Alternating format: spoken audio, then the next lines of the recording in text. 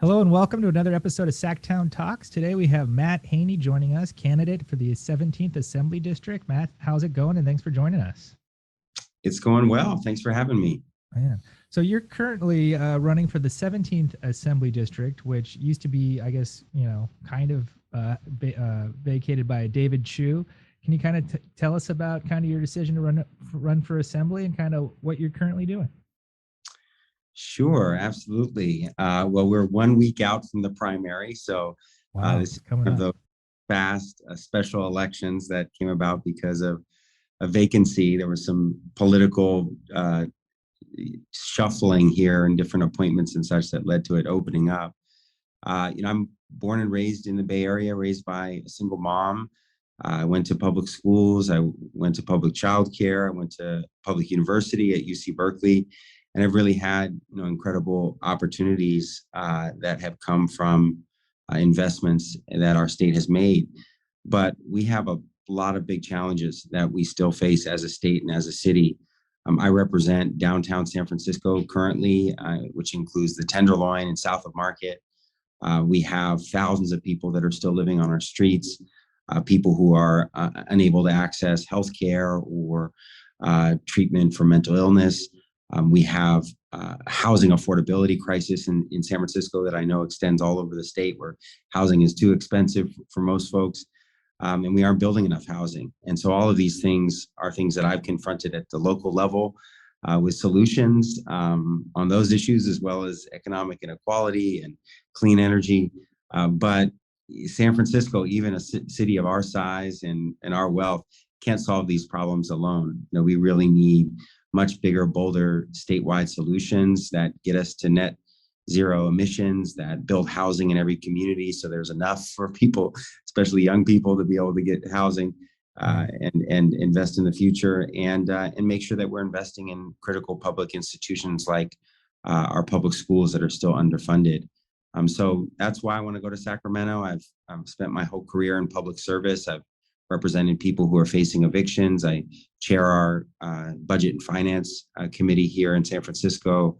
I've worked in Sacramento as a legislative aide and run statewide advocacy organizations. And also I like Sacramento. I like the people there. I like the work that gets done there. I like the city. And I'm excited to be able to spend more time there and take on some of these big challenges we're facing. It's so interesting because a lot of the folks who are, are elected to the Board of Supervisors or over here to Sacramento from San Francisco are never born and raised in San Francisco. They're always from the East Coast, Ivy League educated, coming back to, coming to San Francisco.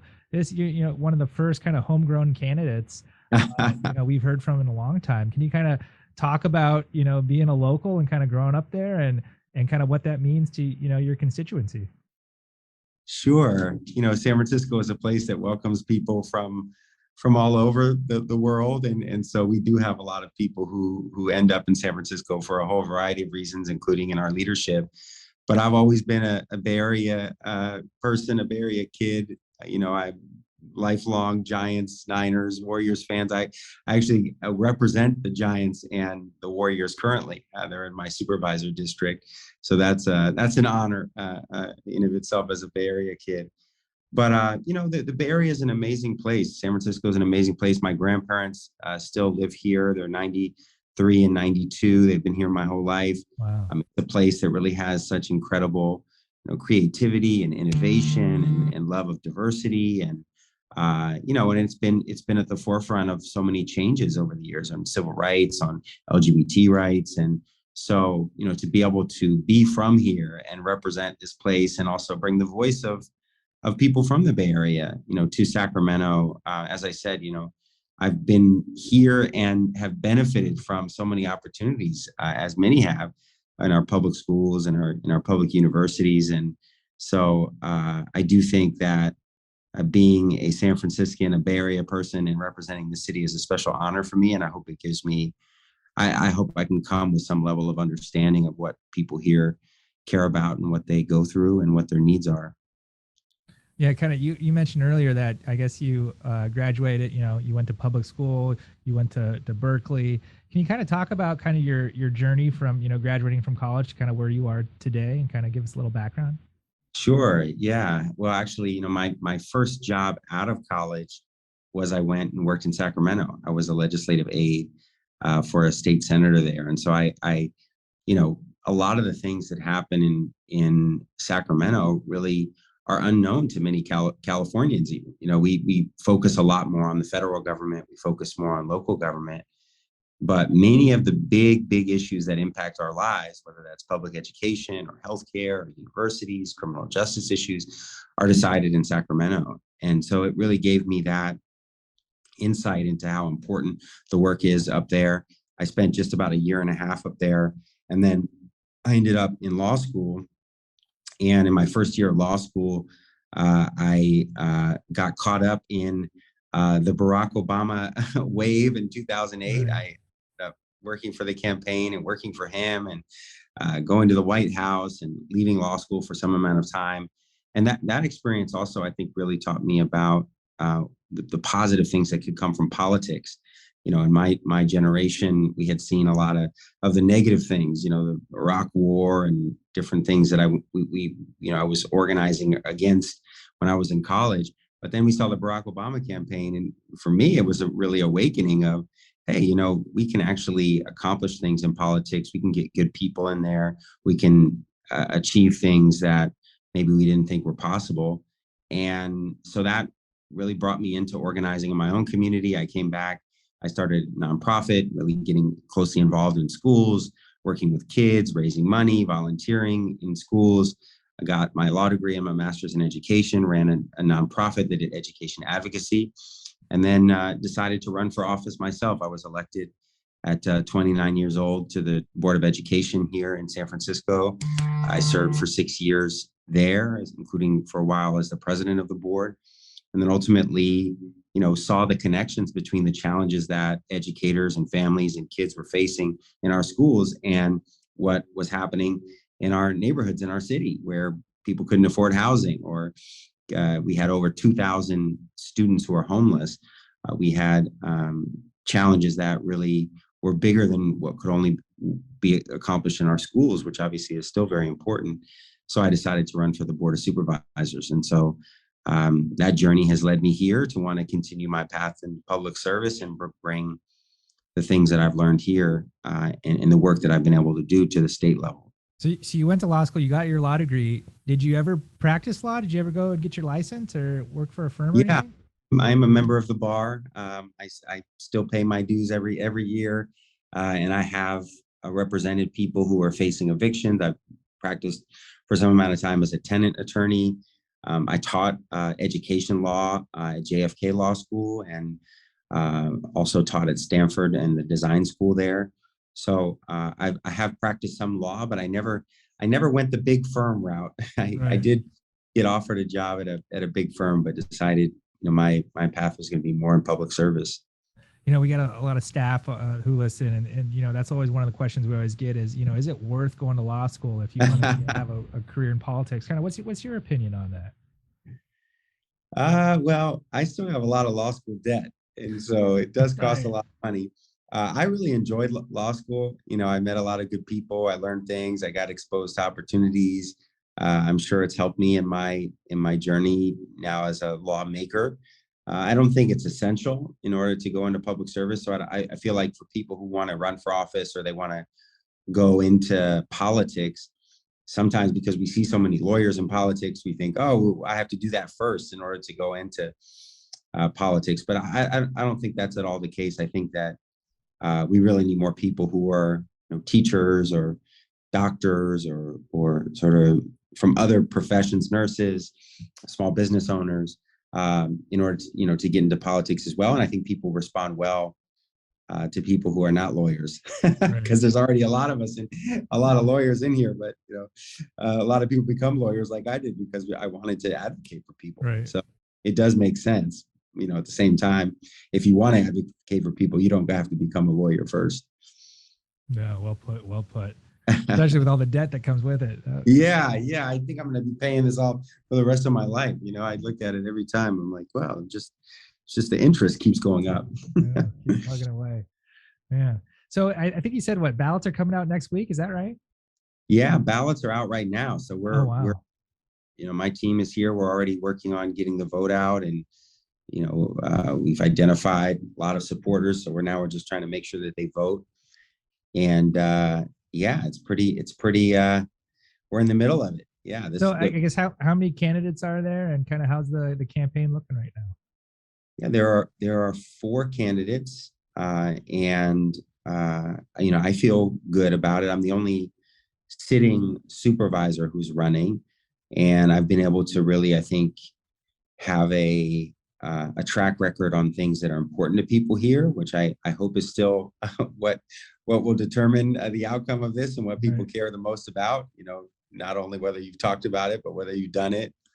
And, during the pandemic, I was very visible here on a lot of big issues. Our vaccine rollout, I was deeply involved in making sure we were getting mass vaccination sites, make sure we we're getting homeless people off the streets into hotels during the pandemic, protecting workers. So, I think all of those things for me are what my narrative has been, which is that I'm a progressive leader, but also someone who's been proven, who's been effective and taking on big challenges. And ultimately that I'll be the most prepared to do that in Sacramento. So far it seems to be resonating. I think we're in a very good spot to hopefully, win in either the special primary or in a runoff. Right. So so you have the primary now, and then there is a chance you could get 50% plus 1 vote, and then you could be in right away. But if not, there'd be like a top 2 runoff sometime. Later? Maybe June? Yeah, April 19th will be the top 2 runoff. Okay, wow. So it's everyone expects that there will be a top 2 runoff. It's just, there's a few strong candidates. So the idea that somebody would get over 50% is pretty unlikely. I mean, it's possible, right? But it's unlikely. And so what's the final election date then for this election? The final election date for this election is April 19th is the general election runoff. The primary is on February 15th. So wow. Only 7 more days? Oh, wow. 7 more days. Yeah.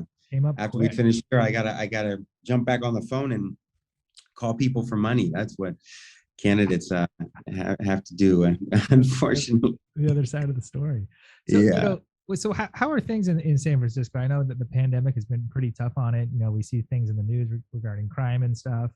What is the pulse of the city right now, and how's San Francisco bouncing back?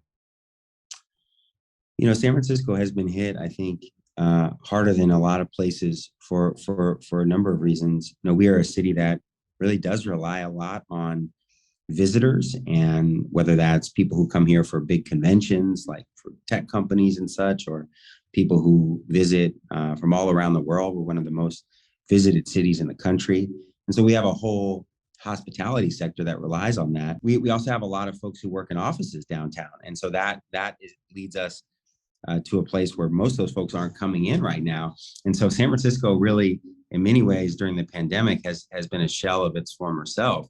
And we've taken the pandemic very seriously. So we've had some really strong regulations, which I think, has saved lives and have been a good thing, but it's set us back economically for sure. And so my hope is that we are on the forward march now, and we're not going backwards in terms of reopening our city and getting folks to come back into offices and getting tourists to come back and conventions to come back and everything. And when that happens, San Francisco will come back as well. San Francisco is a place that just has so much to offer. Its beauty, its diversity, we have so many leading companies in the world that are headquartered here. So San Francisco will be fine. We do have challenges that have been exacerbated during the pandemic, just like a lot of places. I mean, I was in Sacramento and it was a similar kind of feel, on K Street, and a lot of people were experiencing homelessness, a lot of businesses shut down. So it's going to take a little while for us to rebuild and also, address some of the challenges that we already had, like homelessness, that I think have gotten worse everywhere during the pandemic. Yeah, kind of, as a candidate, you're obviously going door to door, talking to voters. Kind of what are in voters' minds right now? I think that, they're worried about the cost of housing and whether we're building enough housing. That's a huge thing. They're worried about homelessness and crime. They do feel that things have gotten worse, and I think in many ways that it has. Exacerbated by the pandemic. They see what feels like an increase in homelessness and concerns about that, and sort of whether our city and state are going to be able to confront those things. They're worried about small businesses and overall quality of life, which I think all of us are concerned about. And then there's the big things that I get to talk to people in this race about, which doesn't come up as much on a local situation, but climate change is a huge concern. The extreme weather events that we're seeing. So I think that San Franciscans are probably in line with how much of the rest of the state is feeling right now. Right. We want to see things get back to normal, but we're also concerned that on some fronts, with some of the challenges we were facing before the pandemic, that things have gotten worse, and we really want to see the type of solutions that can confront those issues. Kind of, going door to door and talking to people. You got any really good, memorable stories from the campaign trail right now? Any really good, memorable stories? Well, I am always trying to kind of keep the pulse of what's happening in our neighborhood. I walk around the Tenderloin a lot, which is where I live. I did get to chat with somebody the other day who this is going to be the first election that he is able to vote in. We passed a law, our first local election, at least we passed a law just a little over a year ago, which now allows people who are on parole, who've served their time and are out in the communities, for them to be able to vote. And that was a really heartwarming, to think. And this is true also for people who turn 18 or who are newly citizens or such. But when you meet people who this is their first election and they get to vote, and that they're telling me they're going to cast their ballot for me, that's something that's very humbling. And so that I had that moment just last week, chatting with a guy on the street, and he was telling me how excited he was to be able to vote. So it is also a reminder, some of us have the privilege to be able to vote and don't, and so it's also important, I think, that for a lot of people, it's a big deal. And if we do have that privilege, we should use it. Yeah. I guess, being a board of supervisor, is there some, sometimes I'm sure you must get frustrated that there's something you can't do. Your hands are tied because of state law. What are you looking forward to coming to do to Sacramento and come change? So kind of untie your hands and help your community. Yeah, this has come up some. We're dealing with, like much of the state, a crisis, an epidemic related to drug addiction and drug overdoses. And there have been some areas where I'd really like to see the state either provide more help or in some ways, like you said, stop tying our hands. People who need access to treatment, prescriptions, need to be able to have lower barriers to get those, get them enrolled in those treatments. And the state in some ways makes it hard and creates barriers for people to get enrolled in treatments that can get them off of opioids. We are in San Francisco losing nearly 2 people a day to drug overdoses. Wow. It's tripled over the last few years, and across our state, this is now much more deadly even than COVID. And so, that is something that I really want to help lead on, expand treatment beds, but also make sure, the people who are out there interacting with people have the tools that they need, whether that's certain laws related to conservatorships and getting people who may not know that they need help into help, and then reducing some of those barriers so that we can enroll people in treatments. So that's something that I'm I think as we move out of this pandemic, we really need to focus on some of these issues that are still huge problems and have gotten worse. And I think drug addiction is one of them, especially with fentanyl. We have a big issue with fentanyl, which is something that's 50 times more powerful than heroin and can kill somebody with a very small amount. Wow. With the election coming up, you said there was 4 other candidates. Is that right? What kind of distinguishes you from the other candidates, and kind of why do you think, people should vote for you over the other folks? Um, I think that things have been really hard over the last few years for San Franciscans, as they have for much of the state. And a lot of the voters are going to be asking, where were you? What have you done for me lately? Were you there? Did you support our small businesses and help them stay afloat? Did you make sure that we had access to vaccine sites and testing sites? Did you help with the challenges around public safety or housing?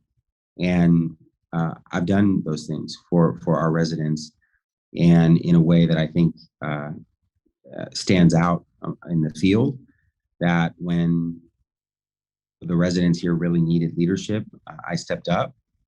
And because of that, I'm prepared to step up in Sacramento on their behalf. I know what their needs are. I know what they've been through. I know how to get things done. I am not running as an ideologue or someone who is going to, point fingers. I'm running as somebody who, and I have a track record around it, who's going to roll up my sleeves. And I think that's what, is going to distinguish me in this race, and also hopefully make me an effective assembly member in Sacramento. No, well put, well put. Well, I know, time is tight for you and you got to go hit the campaign trail, but thank you so much for joining us. And if listeners want to check you out or your campaign, how can we get a hold of you? Yeah, matthaney.com. Welcome to sign up or send us a note. And I look forward to seeing folks up in Sacramento soon. Awesome. Well, I hope you have a good Valentine's Day, Matt. And, I'll try.